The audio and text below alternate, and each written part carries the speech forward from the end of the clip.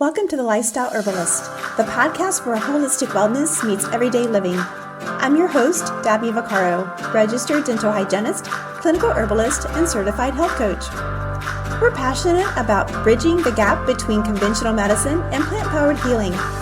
Whether we're diving into oral microbiome health, the power of adaptogens, or just simple steps for vibrant living, our goal is to help you feel empowered with practical science-backed and earth-grown solutions.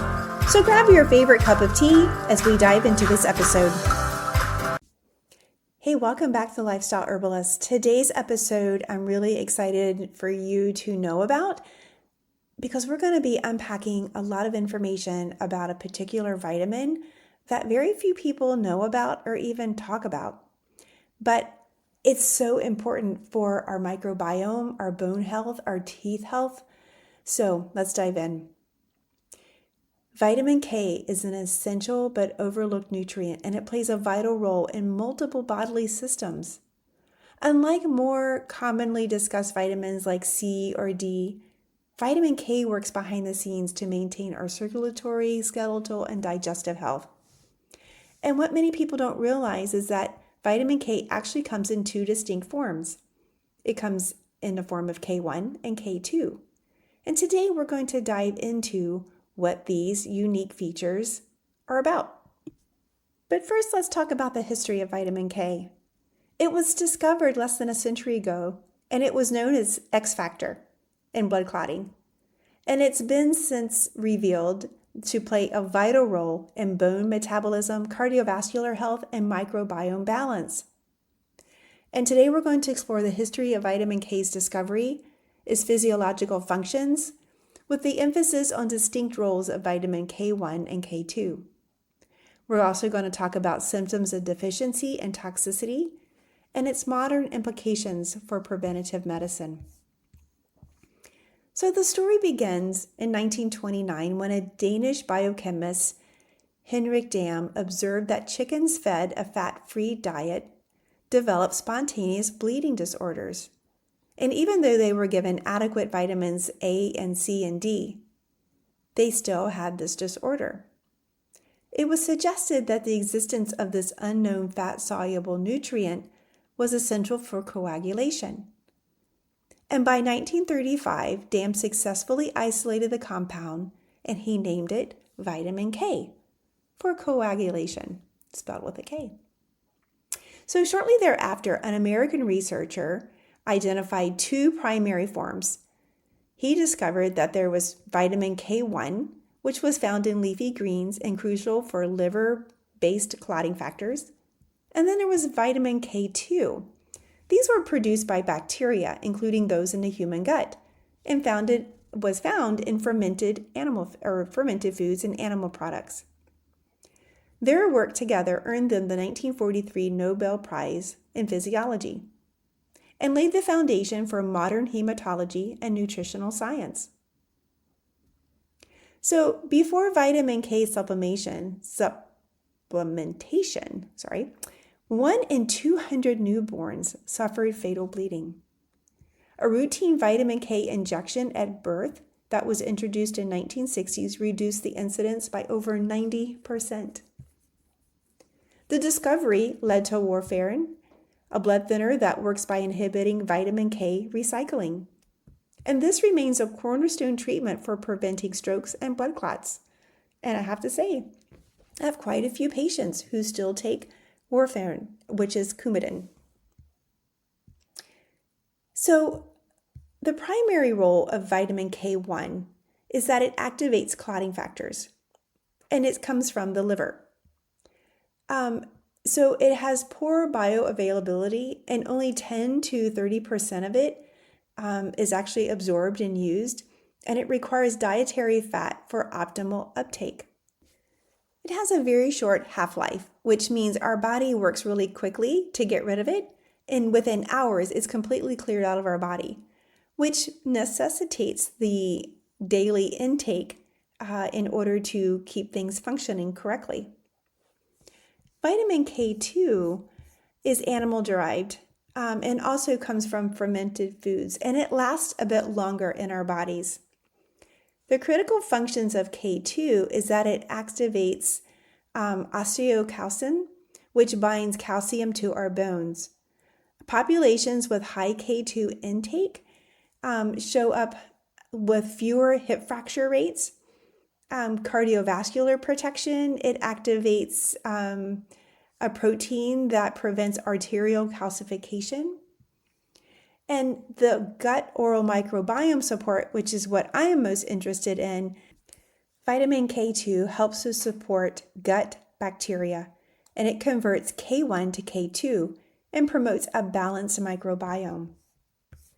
But unfortunately, our modern diets and lifestyles contribute to a widespread subclinical K2 deficiency. It's linked to bone loss, cardiovascular disease, and dental problems like gum disease and cavities due to poor calcium utilization.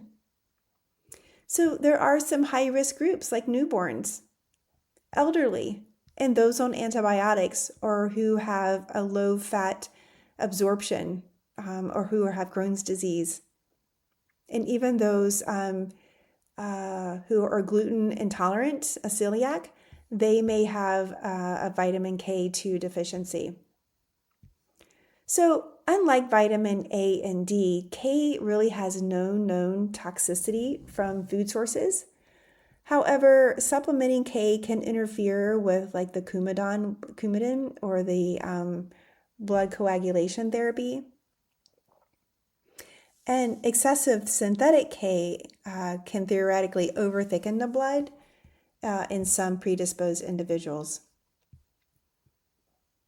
So how can we use this essential vitamin in our everyday life? How can we prevent things from happening? So in bone health, we want to combine K2 with vitamin D. It enhances calcium absorption without the soft tissue deposits. The clinical trials show that MK7 supplements reduce bone loss in postmenopausal women. And it also helps to reduce heart disease. So K2's role in inhibiting arterial calcification positions as a non-pharmacologic intervention for arteriosclerosis.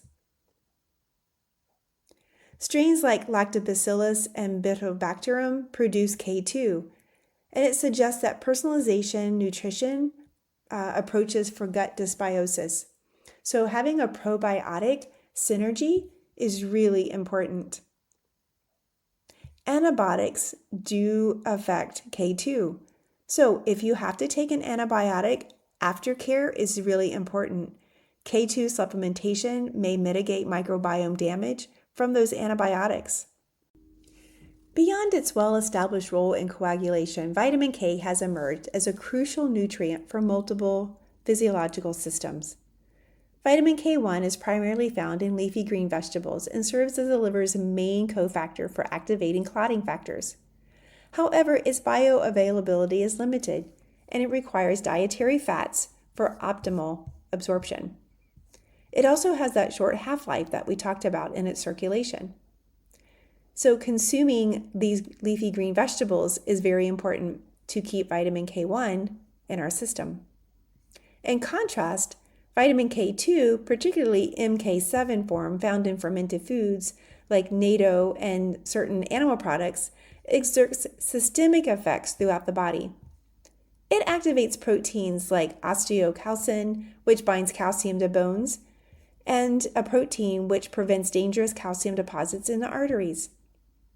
These functions position vitamin K2 as a key player in bone metabolism and cardiovascular health. With epidemiological studies showing populations consuming high amounts of K2-rich foods experience lower rates of osteoporosis and arterial stiffness. Our modern lifestyles have created widespread, often unrecognized vitamin K2 deficiency. The decline in the consumption of fermented foods and grass-fed animal products, coupled with gut microbiome disruptions from antibiotics and poor diets, has led to suboptimal K2 status in many individuals. A vitamin K deficiency typically manifests very slowly, and it doesn't show the normal bleeding factors. So when you have a deficiency, it's typically showing things of an increased fracture of bones, dental problems, or vascular calcifications. And while vitamin K toxicity, at least from a dietary source, is virtually unknown, using a synthetic form like a supplement can interact with blood thinning medications. So if you are taking something like Coumadin, then please consult your doctor before you start any supplementation with vitamin K. Research is promising many things with vitamin K, and it's reaching far beyond the traditional nutrient science. As far as prevention, combining vitamin K2 with vitamin D has shown promise for enhancing bone density without the risk of vascular calcification associated with calcium supplementation alone. Cardiovascular research highlights K2's potential in a non-pharmacological intervention for arteriosclerosis, while emerging studies explore its role in brain health and longevity through an anti-calcification and anti-inflammatory mechanisms. Public health challenges remain, though, including the lack of established dietary recommendations for vitamin K2 and the need for broader awareness of its food sources. Future research directions, though, include refining optimal intake levels for different populations, exploring food fortification strategies, and investigating genetic factors that could influence vitamin K metabolism. From its accidental discovery in chicken feed to its current recognition as a multifaceted regulator of human health, vitamin K's journey illustrates how fundamental nutrition research can yield transformative medical insights. While vitamin K1 remains indispensable for blood clotting, vitamin K2 has emerged as a vital nutrient for the aging populations. It offers protection against chronic diseases that dominate modern healthcare systems. Addressing the gap between scientific understanding and public knowledge of vitamin K's benefits can have far-reaching impacts on preventative healthcare strategies worldwide. The story of vitamin K serves as a powerful reminder that some of the most significant medical advances begin with careful observation of nature's subtle clues, and that optimal health often depends on nutrients we are just beginning to fully appreciate. I hope you've enjoyed this episode and a deep dive into vitamin K1 and 2. I know for me personally, it's certainly putting things together as a dental hygienist, and I certainly plan to change up some things in my own lifestyle by adding more fermented foods into my lifestyle and to my diet so that I can optimize the necessary constituencies and components of vitamin K. I'd love to know what you have learned and what you plan to do in the future. Until next time.